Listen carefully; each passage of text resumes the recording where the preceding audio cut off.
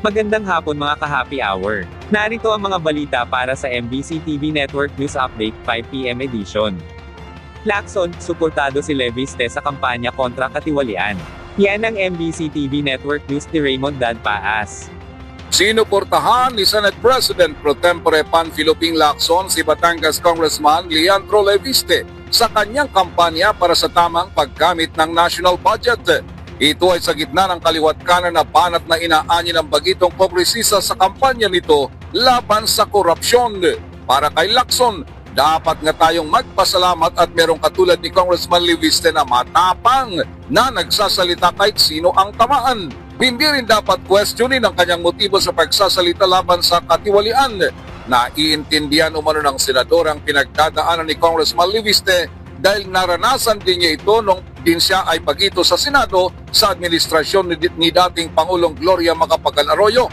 Naglabas sila ng mga peking testigo gaya ni Ador Mawanay at inakusan din siya na sangkot sa operasyon ng illegal drugs.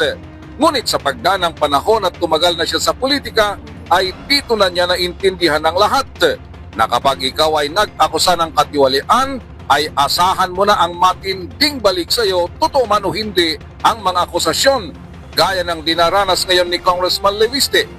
Pinayuhan ni Lacson ang bagitong kongresista na huwag para sa kanyang ikinikilos at huwag araw-araw sa telebisyon para hindi maumay ang mga nanonood at nakikinig.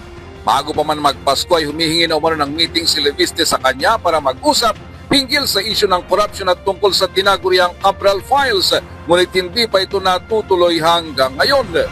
Una nito ilang mga kongresista ang nagalit kay Leviste matapos ilahad na sila ay may mga bilyones na allocables at sangkot sa bentahan ng mga kontrata sa 2025 national budget.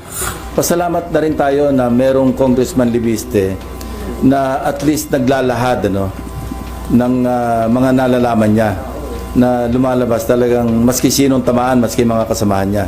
No, I'm not referring to Kiko Barsaga, ibang level naman 'yon. At least si Congressman Leandro Leviste,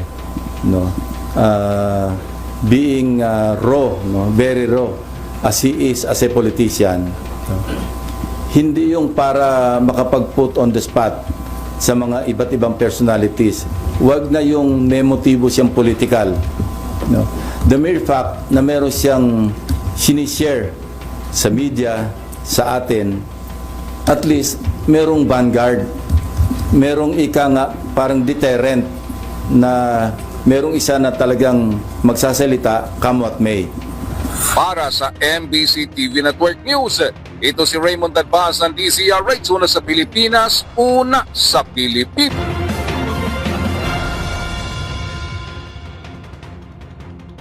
Sa iba pang balita, President Marcos Jr. nagdeklara ng Special Non-Working Day sa 5 lugar sa bansa.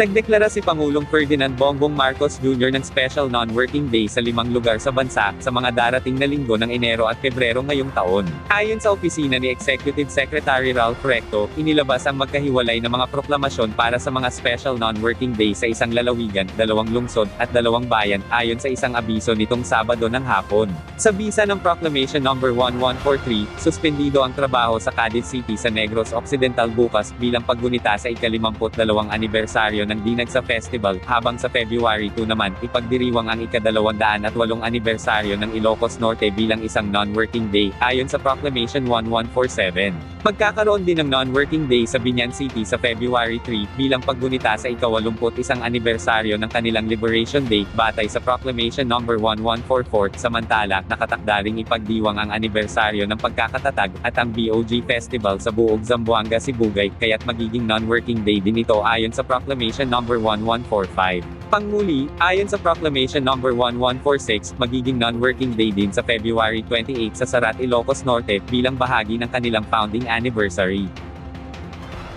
At yan ang mga balita para sa MBC TV Network News Update 5 PM edition.